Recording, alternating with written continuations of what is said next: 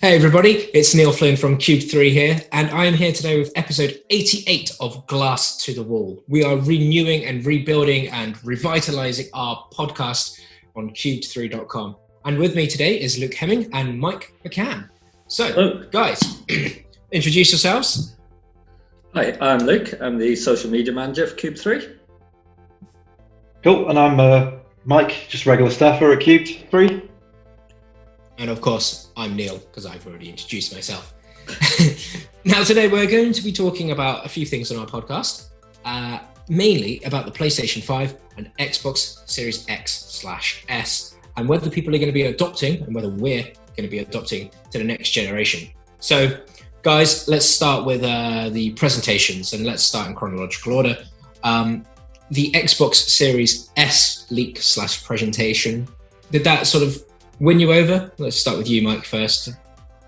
Yeah, I mean, I like the strides that Microsoft have been taking leading up to this generation. They've definitely sort of positioned themselves as a more consumer-centric company, and like the stuff they're doing with Game Pass is very compelling.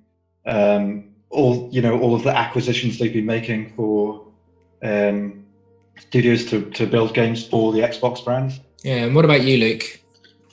There's a lot of stuff to like, I thought, and what I did like as well is that there was a lot of mentions that Game Pass would be hosting a lot of these games. Thrown in Fable at the end as well, like that was a big move. Yeah, definitely a bit of a power play from Microsoft there. Yeah, it's very interesting. Obviously, this was a leaked presentation. It came out probably a week before they actually wanted it to. You know, they've actually come out and said now that they wanted to go on Thursday, which would have been the day after PlayStation. Now, whether Sony would have held off their presentation based on that information as well is unknown. But if Microsoft actually did come out the day afterwards, after PlayStation, do you think that people would have already made up their minds on PlayStation 5 without talking too much about the PlayStation 5 just yet? Do you think that it actually benefited Microsoft actually going that much earlier than they had anticipated? I think it's always difficult playing your cards first because it just allows the other company to see what you're doing and respond to that. Like it feels like there's a bit more hype behind PlayStation at the moment. Obviously, they've been strong the last generation, and Microsoft's had a couple of it hasn't had enough big hitters to really grab a lot of attention away from Sony at the moment. Yeah, it's been very hard to reel people in. I agree with that. Yeah, definitely. And when you do look at what Microsoft's got, and you look at maybe former players, 360 players, Xbox One players, 80-90% of them were waiting for that Halo Infinite demo, which they showed. Mike and I watched that, and it didn't look as great as you would hope it would. And then also with that kind of rebuttal then that Halo isn't coming on launch, I think that might have detracted a lot from what the really good work that they did when the presentation started. Yeah, I think we will digress into launch title strength as well. But in terms of the systems themselves, the way that the Xbox Series S is positioned in terms of the power, in terms of the slimmed down version, the fact that it's digital, the color, the different design, everything about it. Is that something that bothers you, or do you prefer the tower of the Xbox Series X? Do you think, what do you think about the actual physical units themselves and the actual hardware inside of them? I'm a fan of the designs of them. I quite like the minimal look. The PlayStation design, I didn't like it when I first saw it, but I've kind of been softening as it goes on, as it's quite a unique looking console, but I still like just very minimal lines of the Microsoft designs for sure. I mean, in terms of the performance as well, the performance of Microsoft is meant to be better than PS5, is it? But I'm not sure what the... Well, it's all in teraflops now, isn't it? So the PlayStation 5 has about 10.4 teraflops, and the Xbox Series X has got 12. I believe the Series S has got somewhere in the region of 8. We should probably get our numbers right. The problem with the Series S as well, the problem with it is, and I know we'll probably talk about this later, digital versus physical, but the digital edition, I know, the Series S edition, it won't run 8K, which PS5 will. So what you're getting with a PS5, you're getting exactly the same console, same specs. All you're missing is that disk drive. And the more time goes on, you're seeing that disparity between the S and the X. But I'm totally with Mike in terms of the design. I think the X has got a really minimal, nice design. I'm again warming to the PS5, but I think if I had the choice, then I just want a small tower, nothing interfering, stick it on my cabinet, doesn't get in the way of anything, but it's still delivering the same kind of performance I'd want from a next-gen console. Yeah, and just to confirm those, actually, I was slightly off there. The Xbox Series X has 12 teraflops. The Series S has 4 teraflops. But the main thing about the Series S is obviously the lack of 4K resolution. It's going to be scaled up to 1440p. And as you said, Luke, the PS5 obviously can then scale forward a bit more. But whether people are ready for 8K yet is a bit more different story, I guess. If you're putting that much money into a console, then you kind of want that forward thinking. You want to know that it's built to last, that it's going to go with the times. Yeah.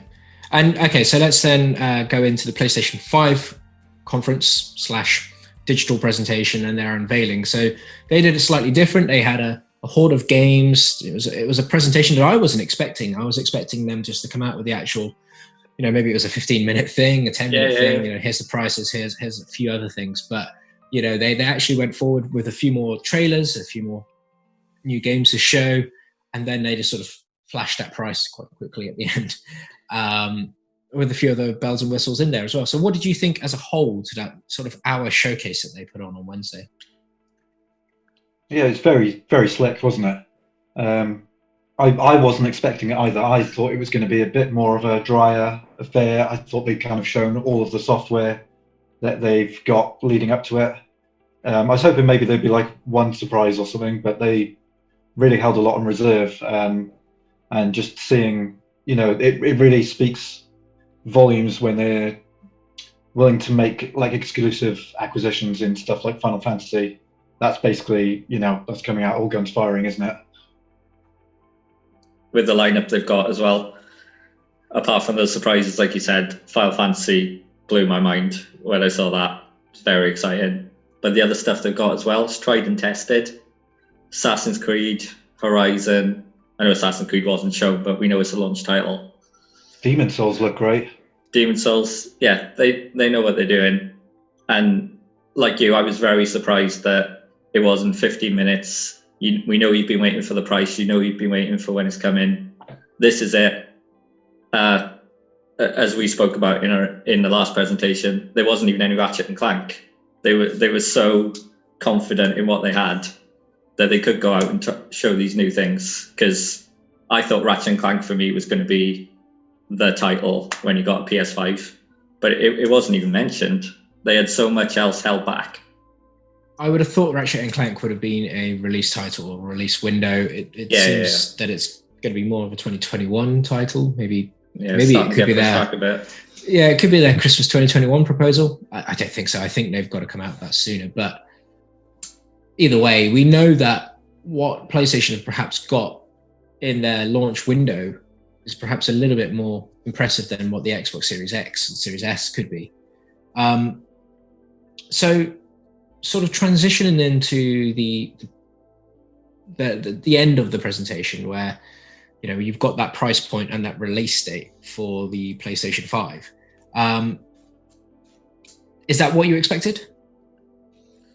It's exactly what I expected. I was hoping for 450, 460. What I didn't expect was to see so little of it before it flashed off the screen, and then desperately looking for some kind of information somewhere else to check that what we were saying was right. But I think that's a fair price for what you're getting.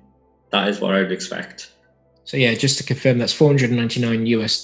That is $449.99 in the UK. Please look elsewhere for your other prices as well. I believe it's 499 euros or 499.99 euros is 500. The controllers are going to vary anywhere between the price range of about £60 to £70 as well, which is actually kind of around the same price that Nintendo are charging for the Nintendo Switch Pro controller. The games are going to be roughly priced anywhere between £50 to £70. It does seem to be on some of those games. Some of them have gone for budget, but yeah, £50 to £70, which is much higher than the sort of 40 to 50 mark that we're kind of used to at the moment here in the UK. With Xbox Series X, we know that the Series X is going to cost $449.99 as well, so the same price as the PlayStation 5 disc version. And the Xbox Series S is going to cost £249 or $299. Mike, do those numbers excite you? Is that something that you were expecting coming into that? Well, it's definitely expected. Whether they excite me or not, I don't know. I'm sort of coming a little bit from the perspective where I feel like it is sort of pushing towards a premium. Those prices are going up and up and up. It'd be good to go back and double check what the launch prices of everything else was. But I always feel like as soon as you go beyond that sort of 300 mark, you're already minimizing the market. Although that doesn't seem to be the case currently at the moment with the amount of people that have been chasing pre-orders for PlayStation, at least anyway. I don't know how the Xbox pre-orders have been doing. Well, in terms of historical pricing, so we know that the PlayStation 1 in the US launched at $299. I'm not quite sure what the PlayStation 2 launched at, but it'll probably be somewhere near that number as well. The PlayStation 3 launched at $599. This is what I remember, yeah. And again, PlayStation 4. I'm not overly sure. You're right, they're creeping up, and over time. But again, the PlayStation 5 has got so much power in it. The Xbox Series S, have in mind, is actually cheaper than a Nintendo Switch. The base model of the Nintendo Switch. The Nintendo Switch Lite goes for £200 here. But you can get a Series S cheaper than you can get a Nintendo Switch. So it's going to be very interesting as to see what Nintendo might have to do to combat that, because the Switch is nearly 3.5 years old. I think that's indicative of what Microsoft's strategy is going to be, though. I think it is going to be more around, it's not just about the game prices, it's going to be about the streaming, it's going to be about having all of these SKUs where you can just play Xbox games on and that you can choose where to enter into. So it is going to be interesting, to see how the others respond, because it seems like Microsoft is kind of going in that sort of inclusive direction for Xbox. It seems like the first time as well that Microsoft is competing with Nintendo. Like, Nintendo has always been on its own, I felt, and they haven't really worried about what Nintendo are doing. But I think that's a statement of intent.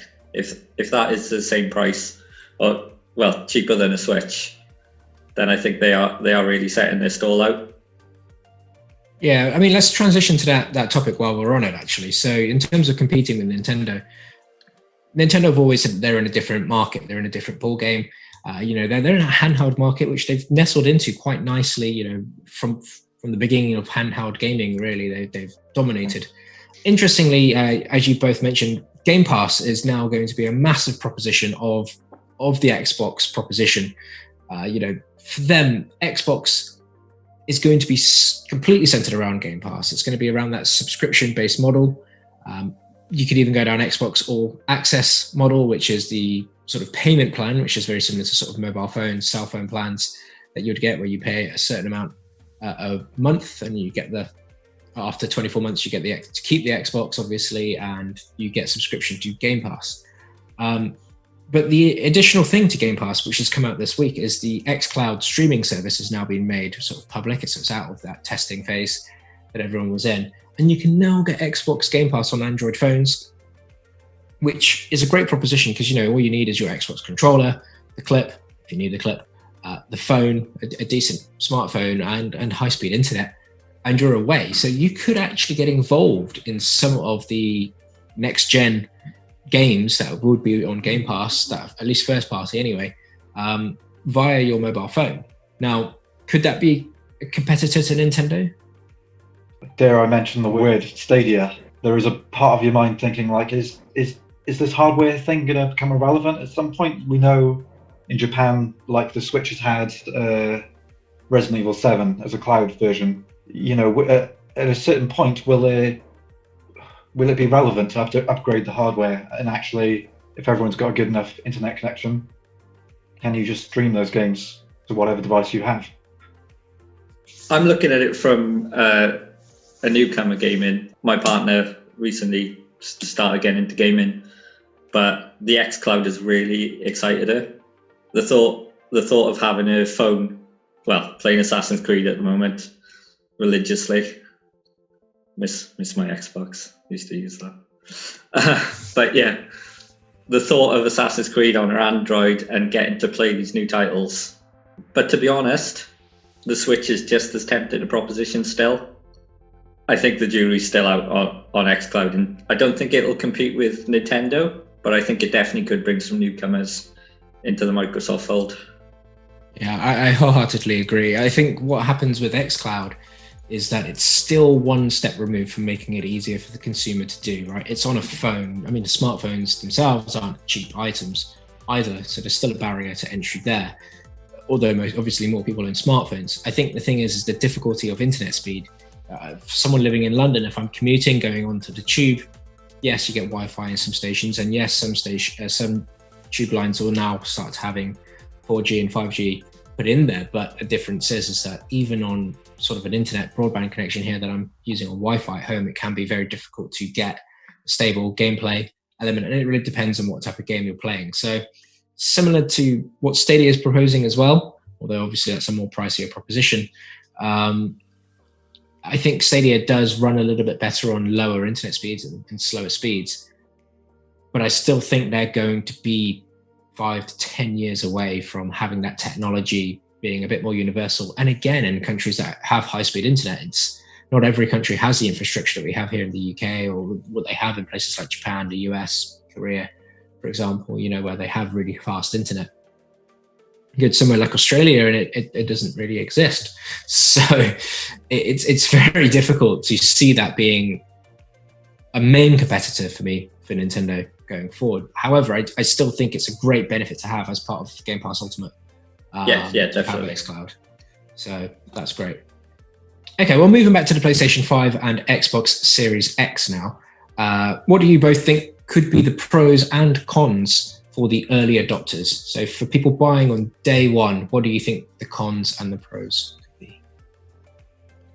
Download size. Yes. They recently started mentioning the download sizes, and yeah, it's a mammoth amount. I think Spider-Man on its own is 150 gigabytes. Before you even around there before you even start. It's going to be an interesting midnight launch, for example. If someone did pick one up, run home and tried to play it, they're not playing it. Yeah, exactly, and that's if they're lucky. So yeah, download sizes could definitely be an issue. Not only just for the time it takes and things like that, but limited storage space on the Series S being 512 and the Series X being 1 terabyte. We know that the PlayStation 5's storage space is about 800 gigabyte. And the same with the Series X. I can imagine once the sort of OS has been partitioned off, you're probably looking around that 800 mark as well. And with the Series S, that means you've probably got 300, 400 maybe to play with. So it's going to be tight. On that. Do you see any other sort of cons?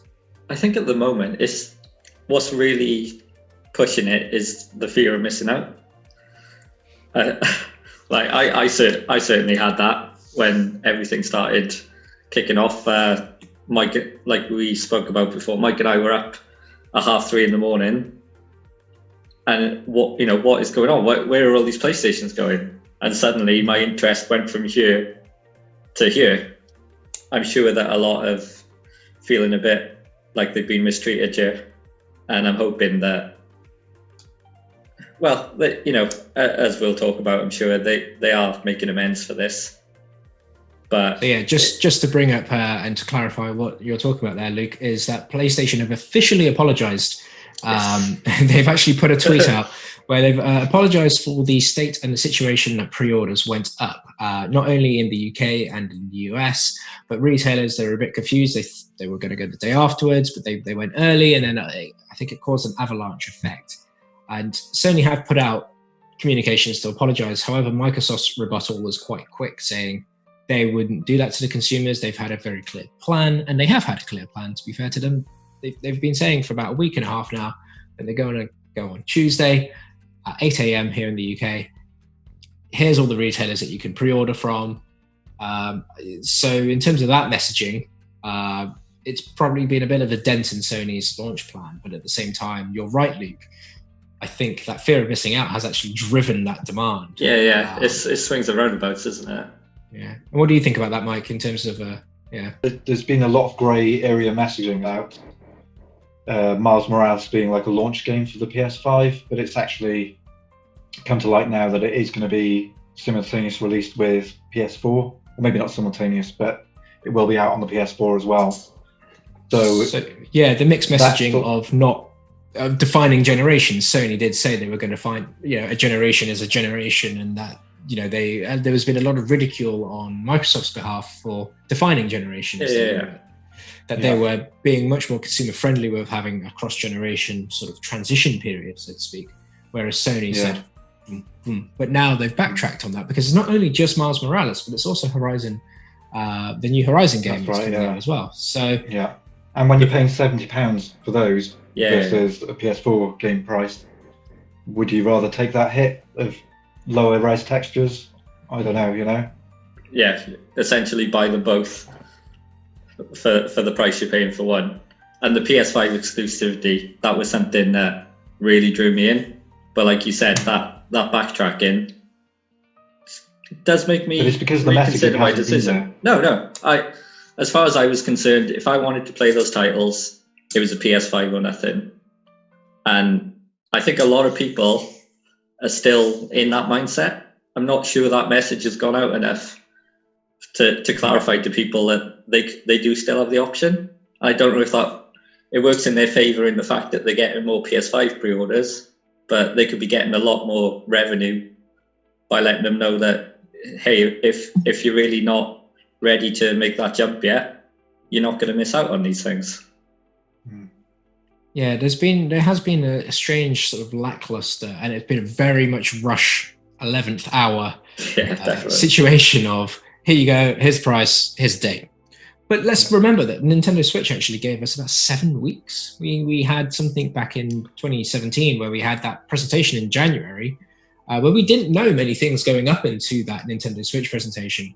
We had that presentation in January, and then 7 weeks later, we were getting Breath of the Wild and we were getting the Switch. And we were all excited for it. But we still didn't know everything about the Switch at that point as well. And I think the difference here is that we've got two competing consoles, and you've got two consoles that are vying for your money, whereas I think Nintendo had that 2017 slate all to themselves. Here we're looking at spending potentially up to £1,000 just on the consoles alone if you're to buy both. But for some people, they can't. And, they really need that extra bit of information to make sure that they can make that purchase. I think we also need to keep in mind the whole sort of real-world situation that's going on currently, and how that might have affected production and just the market buying power as well at this time that they're releasing. Absolutely. You can see the shipping situation has, just by the launch dates, right? So the other parts of the world, the Pacific countries in the world, so that's Korea, Japan, we're looking at Australia, New Zealand, USA, Canada, and Mexico are all getting it a week before Europe and the rest of the world. And you can see that has probably been impacted because of the real world situations, that they're being able to get the shipments out of Asia, out of China, to those places. They're obviously either air freighting, or that boat's going to take a little bit longer to reach Europe, which is why we've got that delay there as well. Are there any pros for early adopters? Do you think there's going to be any special deals out there, perhaps? I'm hoping so. The biggest pro for me is, from a PS5 perspective, the strength of what they're offering, and for the Series X is getting those launch Game Pass titles in all their next gen glory, I suppose. It would certainly be what games you're getting would be my biggest pro. I think certainly we've spoken about Game Pass being a great value proposition for the Xbox. and that's always going to be the case. I think the acquisitions they've made for studios last year, all very good studios, have good track records. So it's going to be really interesting to see how that drives forward. You know, that could potentially be a very sweet nut for them if they nurture it properly. With the PlayStation, they've sort of had that PlayStation Plus edition, haven't they, to basically give a load of PlayStation 4 exclusives, roll it into your PlayStation Plus subscription for PS5. 25 games, I think, 25 titles. And yeah, I think a lot of them are PS exclusives, and we've played those titles, and I don't think there's a bad one in the bunch in what they're offering. Yeah, the PlayStation Plus collection. So that's going to include a number of PlayStation 4 games, which you just mentioned there. That's God of War, The Last of Us Remastered, Uncharted 4, Thief's End, Battlefield 1, Monster Hunter World, Fallout 4, Final Fantasy 15, The Last Guardian, Ratchet & Clank, Infamous Second Son, Days Gone, Bloodborne, Detroit Become Human, Batman Arkham Knight, Mortal Kombat X, Persona 5, Until Dawn, and Resident Evil Biohazard, which is, I believe, Resident Evil 7. Phenomenal games lineup there, and definitely a competitor to somewhat of what Xbox Games Pass is. Obviously, Games Pass is a bit different because it's including next generation games as opposed to PlayStation Plus collection only actually, well, in this situation, only including PlayStation 4 games. Nonetheless, you also got to say that PlayStation Plus is also cheaper than Xbox Game Pass Ultimate as well. So it's a really good start. If someone didn't have a PlayStation 4, that's a really good way to get in to experience some of the games that have been probably the most fantastic ones on the system. But at the same time, when you're, it's funny because, you know, we do generations is the messaging that we've had from Sony. Yeah. And here you go, here's a bunch of PS4 games playing on your new PlayStation 5. It's a bit reactionary, isn't it? It feels like a bit of a reaction to the strength of Game Pass. And again, like Mike said, it's those grey messages. Are we getting any improvement in the graphics of them? Is there anything, or is it just a straight port? Like I'm not sure myself. I think it's in terms of a sort of added incentive, though. You know, for early adopters, if you haven't played those games, that's a great proposition. And potentially, there's always sort of game droughts, which we haven't really mentioned as a con as well for new hardware released. But there's always inevitably a game drought after the release.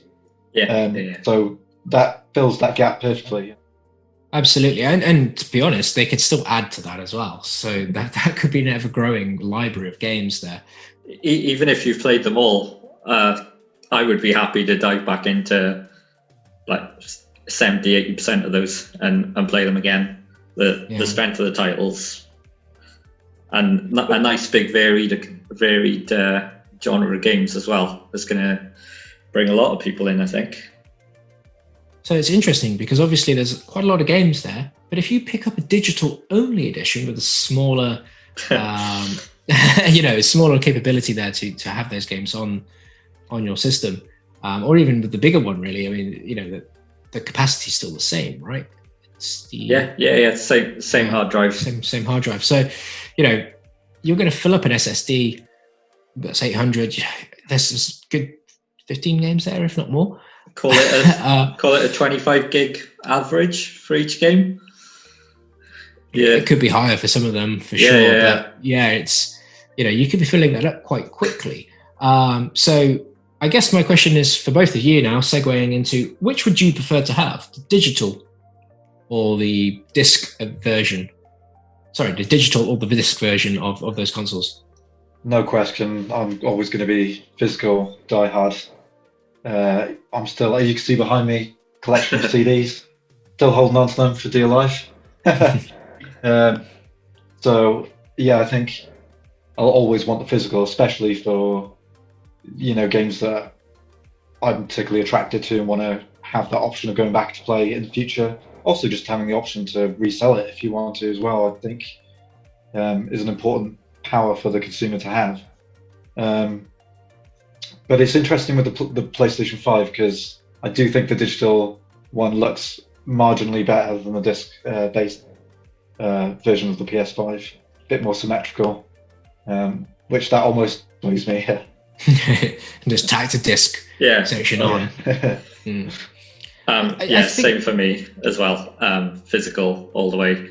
I want value for what if I've spent £70 on something, I want something tangible that is just there. Even if it's just I can put it on a shelf and go, yeah, there it is.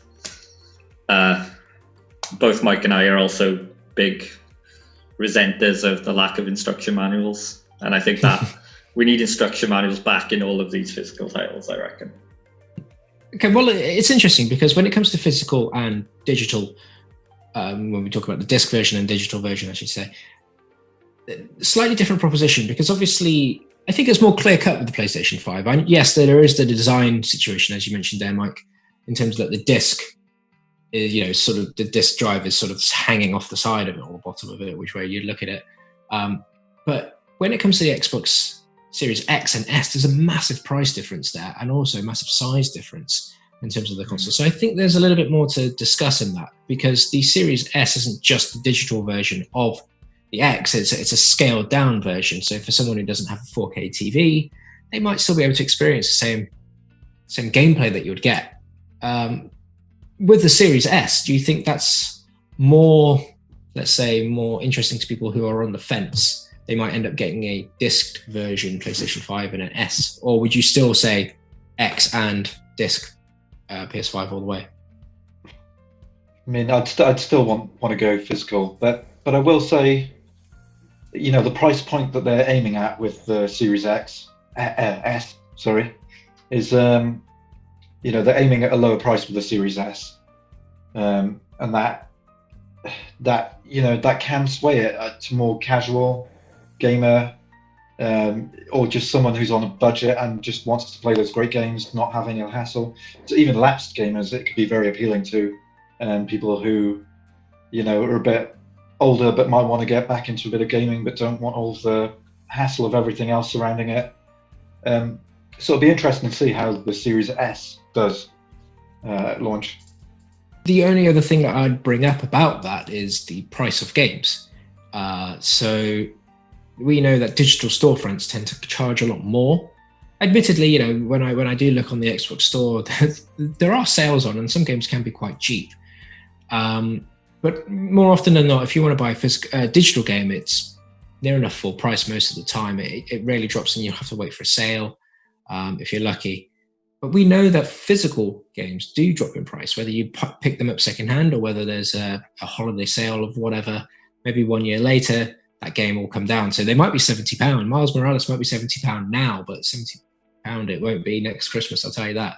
It might be down to 30, and it might still be £70 on the PlayStation Store. So there is that disparity that you might be saving £90 now by not getting the and the same with the Xbox Series X and S. You might be saving that huge saving there, but over the course of the generation, you might be able to pick up cheaper games and also own them physically, that you can resell them, so they're an asset, or like you say, a collectible to put on your shelf. So we don't know the quality of these titles yet either, and it's a big punt to spend £70 on a digital version.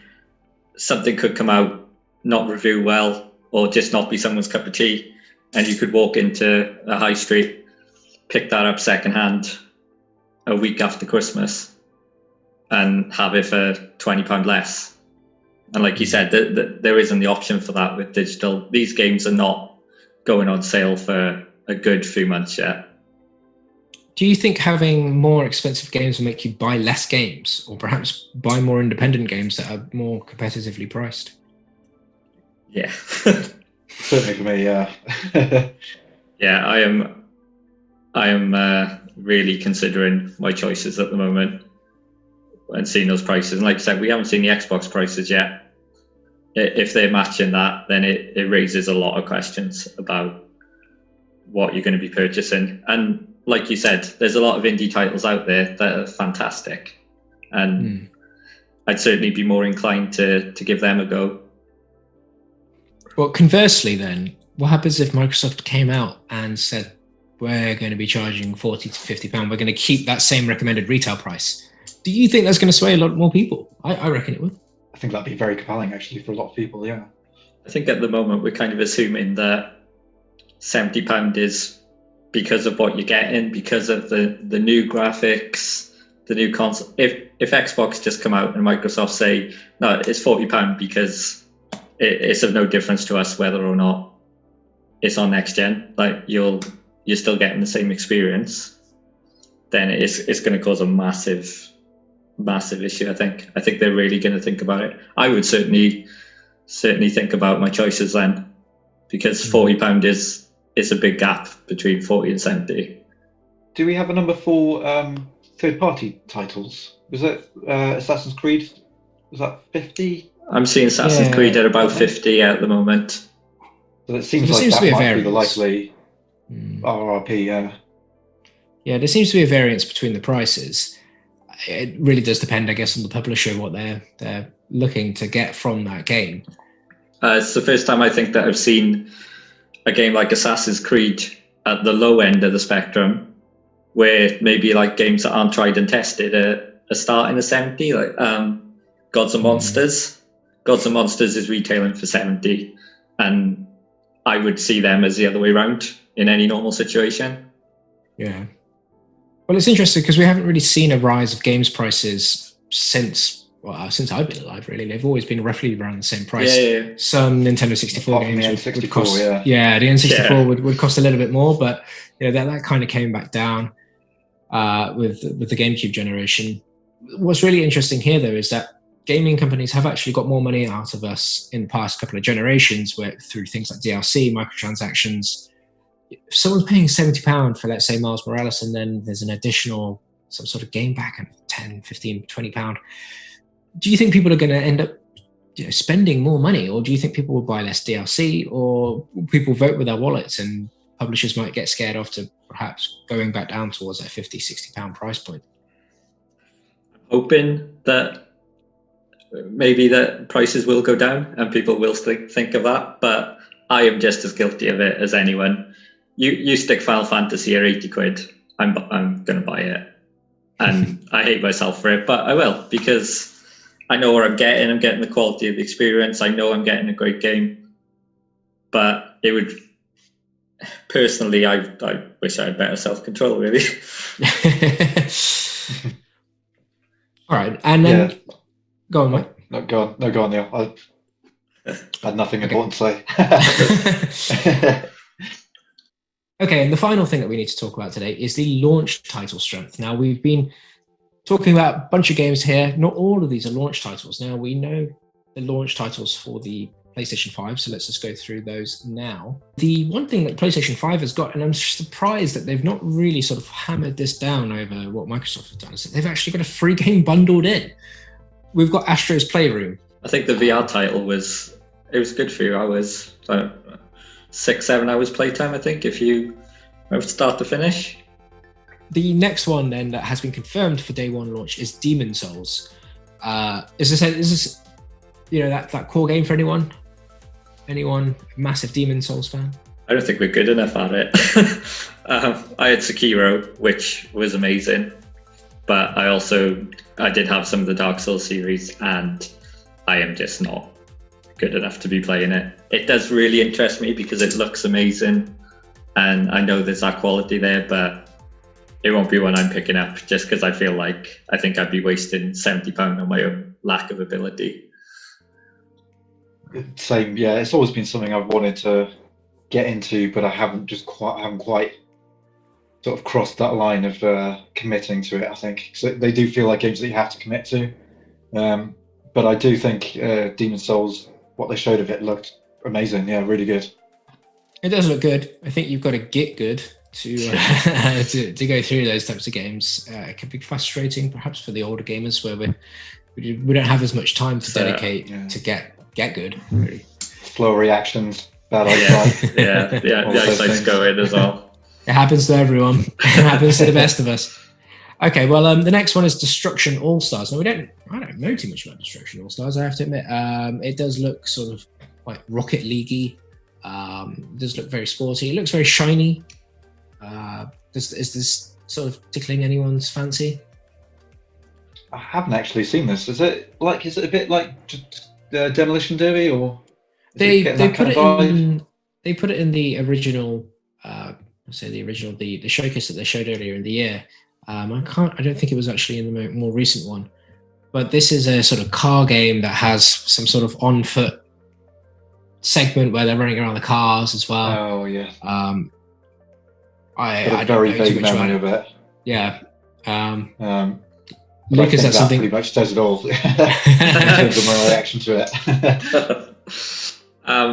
It would have to be based on the price point, I think, for that.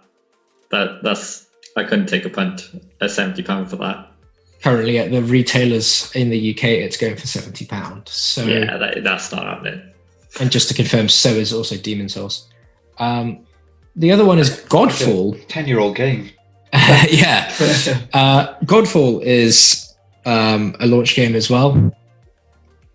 Yeah, this is the Gearbox one, is that right? Godfall is the Destiny-esque Destiny with medieval swords and I think that's developed by Gearbox. Yeah, I'm expecting it to be that kind of experience, that Destiny loot. It certainly looks like that from what they've shown. They've been showing in the showcases on different classes, and it's very Destiny-esque. And I've been playing a lot of Destiny, so this interests me. Okay, but, I'm hoping it's coming from it's coming from a new studio called Counterplay Games. I was wrong. But yes, it's a sort of looter slasher, Destiny-esque, I guess, melee combat type of game. So very interesting to see what happens with that. Very interesting. This is probably going to be the best-selling game on PlayStation 5 this Christmas. Just launched 2021. Already pre-ordered. All over it. Definitely. Ubisoft are always there, aren't they? Do we know how that's running? Because we've had no mention of, I guess the VR tech is compatible with our PS5s? Or is it just pressing buttons? I mean, again, we don't know. We don't know if PlayStation VR is really fully compatible. I am assuming it will be. I can't see why not, but it must be. It would be, but then it's also damning by its, maybe they don't want to confuse the message at the moment, but also by its lack of presence, it's also a bit questionable. Like it might be bad news that they're kind of holding back. Are you going to put that at launch when you haven't really given any details about how it's going to work? I've literally seen nothing on that whatsoever. Yeah. Well, luckily for Just Dance 2021, it will be $49.99. So that is, it's definitely playing into the opportunity. That's at £50. It's a budget price PlayStation 5 launch game. Just Dance will probably be up there for the Christmas charts for sure. It always will be. Oh, I was just going to ask if we know if it's coming out on the Wii. Oh yeah, of course it is. Oh, always. Probably will. We also have Little Big Planet's sort of sequel, somewhat so, Sackboy, a big adventure, action platformer of some sort, or 3D platformer. Does this tickle your pickle? Nintendo obviously have, at the moment, 3 fantastic Mario games that have just been re-released on the Nintendo Switch. There's a bunch of other platformers at the moment. Does Sackboy perhaps do that for you at £60? I like Sackboy. Yeah, me too. But like you said, £60, $59.99 for Mario 3D All Stars. And then the final launch game, which we all know, is Spider-Man Miles Morales, and also coming with Spider-Man for PlayStation 4 if you get the Ultimate Edition. We were talking previously, just before we started recording this, about the version differences between if you were to play the PlayStation 4 version of Spider-Man versus the Ultimate Edition of Miles Morales' original Spider-Man, that there's going to be slight differences. They haven't confirmed this or denied this, but what the rumors are saying is that the PlayStation 4 version will have sort of upscaled details and everything like that, whereas the Ultimate Edition's version of Spider-Man will have redone textures. It'll be properly redone for PlayStation 5. But again, lack of communication about what the differences are here. And it's confusing, really, because Miles Morales, when it first came out, had a confusing message about what it was. So this is probably the standout launch game for me. What about you guys? Yeah, absolutely. Yeah, I loved. Me and Luke were questioning this on the thing. When did the original one come out? 2000. Yeah, was it 18? 18, I'm thinking. 18, I want to say 18. 17. But yeah, loved that game. Yeah, both of us platinum that. Yeah, it's just fun swinging around the city, and welcome more of it. It doesn't even have to be that big of an upgrade. That's the only thing I do question about Miles Morales. Obviously, it's that half step a little bit, but it'd be interesting to see how much they evolve the gameplay and some of the ideas and set pieces, those kind of things. Or is it just going to feel a little bit like an expansion to Spider-Man? But either way, I'm happy and it looks amazing. So yeah, just to reiterate what Mike says, just look behind me. I'm all in for any superhero properties, and like Mike said, Spider-Man probably game of the year when it came out. I played that game to death, and like you said, although it's only a half step, I'm more than happy to accept that at the moment. And I think it'll be a good lead into Spider-Man 2. I think we'll get Spider-Man 2 before next Christmas. Yeah, and so with Spider-Man, it definitely is the launch game that everyone's looking for, but the fact that it is also coming to PlayStation 4, it might actually hinder those people. So of those games, it's an interesting launch proposition. There's nothing there. It's really, because again, Assassin's Creed is also, while launch, I didn't mention it there, but it's multi-platform, right? So it's not PlayStation 5 exclusive. That's the same with Watch Dogs as well. Watch Dogs, I think it's coming a little bit later. I don't think it's on launch. Devil May Cry. End of the year, I think. Yeah, Devil May Cry Digital is a launch title as far as I know. Yeah. We've also got a few others. So MX GP20, NBA 2K21, Control Ultimate Edition, Destiny 2, Haven, Hitman 3, Ride 4, Outriders, Observer System Redux, Overcooked All You Can Eat, Paradise Lost, Planet Coaster Console Edition, The Pathless, Worms Rumble, and Call of Duty Cold War.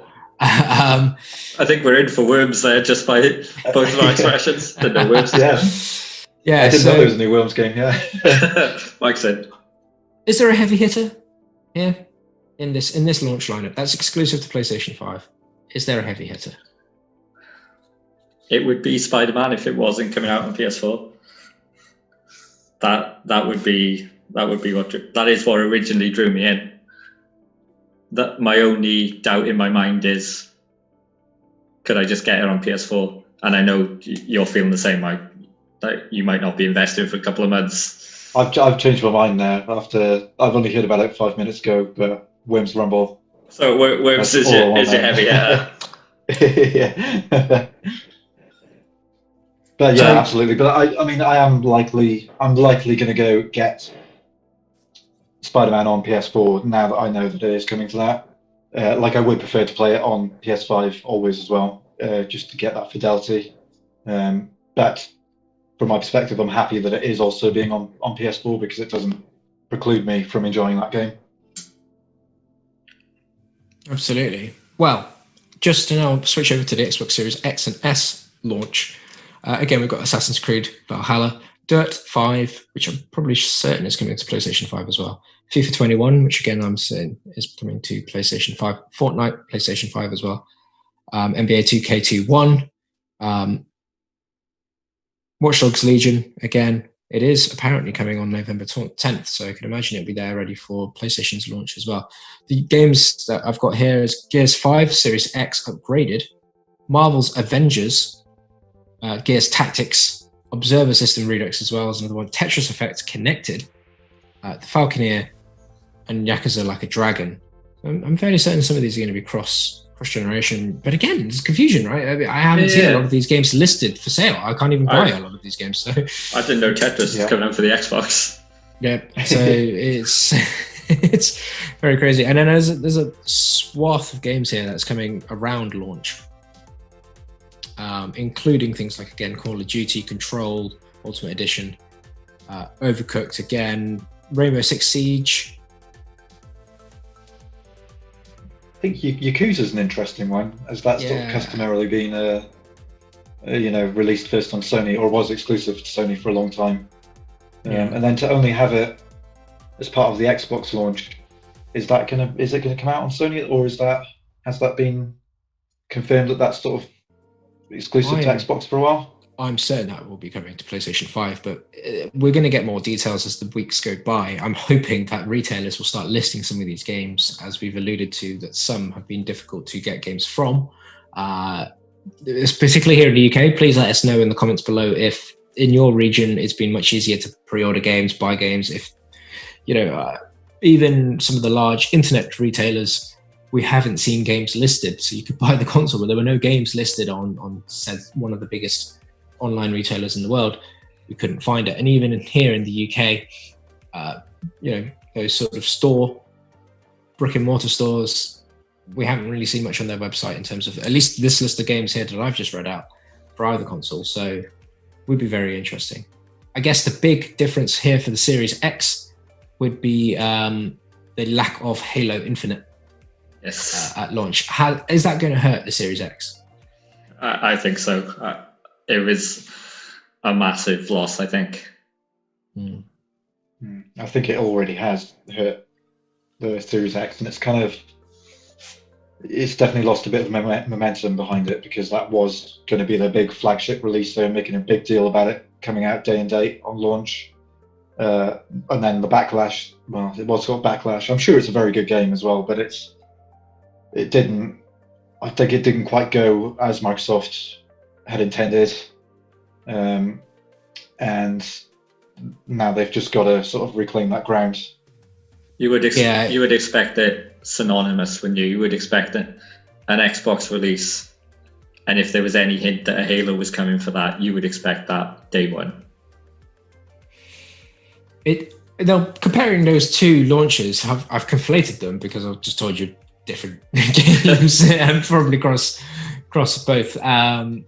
But in your mind, even without looking at that list, and we'll put a list up here for the viewers just so you can see comparative of the two.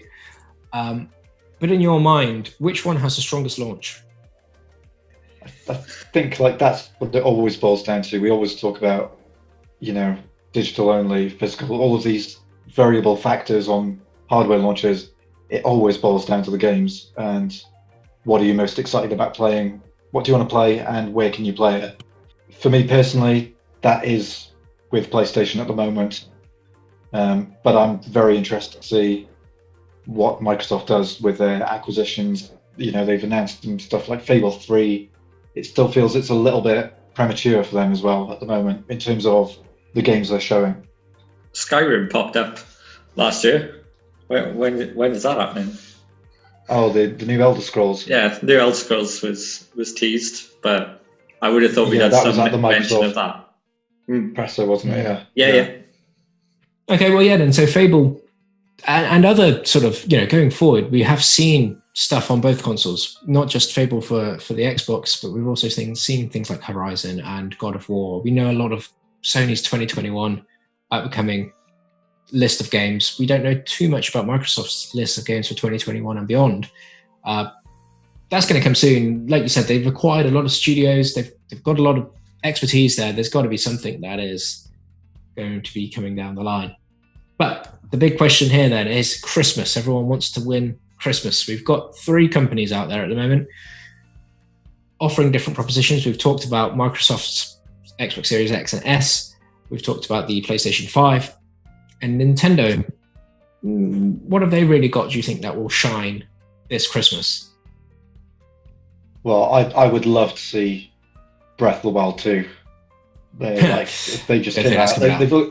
I don't think it is, but I mean, they've always got an ace up their sleeve with that. Well, we do have Hyrule Warriors Calamity. Yes, that's a good point. Yeah, Hyrule Warriors Calamity of something. Calamity of past stories. Calamity of Champions. Calamity of memory. Hyrule Warriors Age of Calamity. That is the game. All of ours were better. But no, I mean, actually, looking at that though, Hyrule Warriors. I don't know if you guys played it either on the 3DS, the Switch, the Wii U. Yeah, I had the Wii U version. Fantastic game, and looking at that trailer that they randomly dropped a couple of weeks ago, it does look great. It's a prequel to Breath of the Wild, so it probably means that Breath of the Wild is going to be around next year. In other news, we've also got Mario Kart Live home circuit that will also be coming out later this year. I think it's October 16th. That's going to be another big end for Nintendo there. We've got the Mario 35th anniversary, sort of with the Super Mario 3D All-Stars. We've got Pokemon. We're probably going to get another Smash Brothers character. So we've got the Pokemon DLC for Sword and Shield. We've got Smash Brothers DLC. We've got Mario Kart. We've got sort of Mario games. We've got a Zelda game. Do you still think that Nintendo are perhaps missing that really hooking game for Christmas? I'd like to think that they still have got something up their sleeve for Christmas. Just Dance 2021. Just Dance 2021. Worms Rumble. That'd be amazing on Switch. Worms poster like next week. With Nintendo, always expect the unexpected. You never know what's going to happen with them. They could have something up their sleeve, but they could just as well not announce anything and hold all of their cards on for next year. They've obviously got a strong software lineup on the Switch at the moment. People are still trying to get them as gift. Yeah. And still want to, purchase them. Friends mention it to me all the time. Should I get a Switch now? So I don't know if these consoles are going to particularly damage Nintendo over the holiday season. Well, again, remember you could pick up an Xbox Series S for cheaper than you can pick up a Nintendo Switch this Christmas. It's just whether you can find those consoles is a different story. I still think Nintendo are going to win out on Christmas. Personally, they're breaking sales records all over the shop. I think they're going to have a better situation in terms of production and stock availability. I think they're going to smash this Christmas. That's not to say that the other consoles are going to sell poorly. I just don't think they're going to be enough of them to be able to sell through what Nintendo are going to sell through. With Nintendo as well, they're hitting the whole age range. Like you said, Mario Kart Live. If you want to set that up, that's £100. And what kid doesn't want an actual Mario Kart going around their house controlled by their Switch? It's a little thing, but I think it makes a big difference, and I think that will really sell. I'm in my 30s, and I want it. I've got it pre-ordered. Really? Mm-hmm. I mean, the other thing to say about Xbox and PlayStation going into the holidays is we've been talking a lot about these grey areas, and there are still a lot of question marks around them. So I think we're kind of in a moment where there's a bit of buzz and a bit of hype about their launch, but I think I can see a lot of consumers waiting and seeing, how this sort of unfolds before making their purchase, and it is an expensive purchase as well for Christmas. So, it'll be, I think it'll take a bit more time for them to get going, as usually is customary for console launches. I personally reckon that Nintendo could bundle a bunch of games together and compete with those consoles this Christmas. But interestingly, we've heard, and we're going to close off with this topic, we've heard some rumors, even from Nintendo themselves, that there's going to be a slightly more powerful Nintendo Switch coming somewhere down the line. Now, we have had a sort of revision model to the original model. No, I'm not talking about the Nintendo Switch Lite. I'm talking about the sort of red box Switch that we had, where it was an increased battery life, a better screen resolution, well, not resolution, sort of a brightness. That battery life went up to about 7 hours from something like 4, and the screen brightness, I believe, went up substantially, so you could see it in outdoor situations or in brighter sunlit rooms. What could we possibly potentially see? I don't think they're going to change the form factor, but in terms of features, what do you think those incremental upgrades could be? The games aren't made for it, but when the new consoles come out, that gap between 4K and 1080p is going to look huge, I think. And I feel like that's the biggest ground that they're going to have to try and make up if there was a Switch Pro. Yeah, I agree with that. I don't think they need, like you said, they don't need to change what they've already got, but a 4K Switch that's pretty appealing. I think one thing that I would really like on the Switch is wireless Bluetooth headphone sort of capability. We know the Switch has got Bluetooth, so just sort of switch it so we can get some wireless headphones. I'm constantly having to faff around with my headphones. Yeah, I understand that they might have done that to save sort of battery life as well, but cool. Okay, well, I don't know if you guys have any final thoughts on what's going to happen this Christmas. Mike, do you want to have any closing thoughts about what you think is going to happen? Very, very quick summary. I just think it's an exciting time. It's always exciting to have new hardware on the horizon, and it's really exciting to see how the companies are going to strategize. It's always good for the gamers. So, yeah, good. And Luke, what about yourself? Yeah, it is very, very exciting. Like, who doesn't love a new console around the Christmas rush? But I'm still worried that a lot of people are going to be disappointed. But just in the sense they can't get one, you mean? Or yeah, and also as well, I think that looking at the lineup, as we talked about the lineup in black and white, it's not as clear cut as it seemed when you're just viewing the showcases and the presentations. There's a lot of crossover, and I think that people have got some big decisions to make in these next couple of months. Yeah, it's a lot of money. It is. Okay. Well then, guys, thank you very much for joining me on the 88th episode of Glass to the Wall. My name is Neil Flynn. It's been Mike McCann and Luke Hemming. Thank you very much, guys.